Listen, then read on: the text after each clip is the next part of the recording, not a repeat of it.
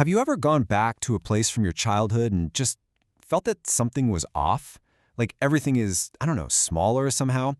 It's this super weird but totally universal feeling. And today, we're going to break down exactly why it happens. Let's get into it. This quote right here just nails the feeling perfectly. It's from a Reddit user, Made Possibly, who went back to their hometown after years away. And as they drove past the reservoir where they used to fish, or the mall they hung out in as a teen, they had this one big takeaway. Everything felt like it was half the size I remembered. So that's where we're headed, on a little journey into the past to figure out this whole shrinking phenomenon. And I'll tell you right now, it's not just your memory playing tricks on you. It's actually this fascinating mix of some really simple math and some pretty complex psychology. And this is something almost everyone experiences.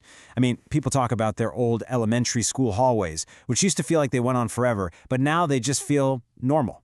Or maybe it's a tractor that seemed like this giant, monstrous machine, but it turns out it was just a regular old tractor. My favorite is this one, remembering a 5-foot deep pool as this terrifying abyss because, well, when you're a little kid, that's way over your head. So, what's the first part of this puzzle? Well, you might be surprised to hear that it all starts with a little bit of math. Yep, simple math. And it's actually a pretty brilliant way to understand how our basic perceptions of the world are formed. Let's look at an example. Okay, so let's imagine a kid we'll call Little Timmy. He's 3 feet tall, and he goes to a 50-foot-long swimming pool. To him, the ratio of his own size to the pool's size is 3 to 50. Now, let's fast forward 20 years. Timmy is now adult Timmy, and he's 6 feet tall. He goes back to that exact same pool. The pool didn't change, but the ratio sure did. Now it's 6 to 50. If you simplify that, it's 3 to 25. So from his new, much taller point of view, the pool is now proportionally half as big as he remembers it. And that's the key, right there. The world didn't shrink, you grew. Your entire frame of reference, the very thing you use to judge what's big and what's small, has completely changed. Your own body is the ruler you're using to measure everything around you. But okay, if it were just about math and ratios, the feeling would be logical, right? It wouldn't feel so magical. So what's going on with the emotional side of these memories? Where does that sense of wonder come from that math just can't quite explain? So is that all it is? Just a trick of perspective? Well, not exactly. That physical change we just talked about, that's totally real. But it's also the key that unlocks something much, much deeper going on inside our minds. You know, in environmental psychology, they talk about this idea called prospect and refuge. Basically, we humans are hardwired to love places where we can see everything without being seen ourselves. Think about a tree house or a blanket fort you built as a kid.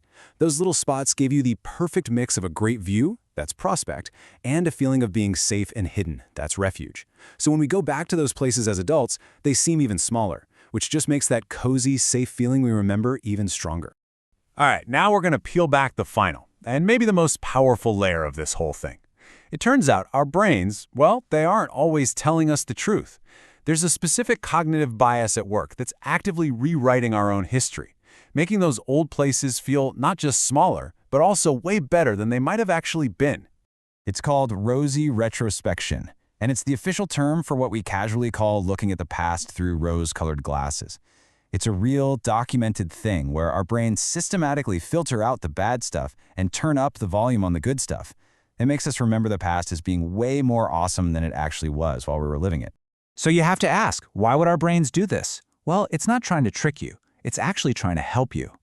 This bias can give a real boost to our self-esteem and our general sense of well-being. By basically sanding off the rough edges of our memories, our brain makes them simpler and easier to store. It's a mental shortcut that helps us build a more positive story about ourselves. Now you might be thinking, hey, that just sounds like nostalgia. And you're close. They're totally related, but there is a slight difference. Nostalgia is that warm, fuzzy, sometimes a little sad feeling you get when you long for the past. Rosy retrospection is the mental process that makes the past seem so great in the first place. So you could say that rosy retrospection is the engine that powers our feelings of nostalgia. So let's bring this all home. The how of why places seem to shrink is just physics, right? You got bigger, so the ratio changed. Simple. But the why those memories feel so powerful and magical, that's all psychology. That's the cognitive bias of rosy retrospection painting our past in a much warmer, happier light. And really, The biggest thing to take away from all this is that your memory is not a video camera. It's not perfectly recording what happened. It's a storyteller.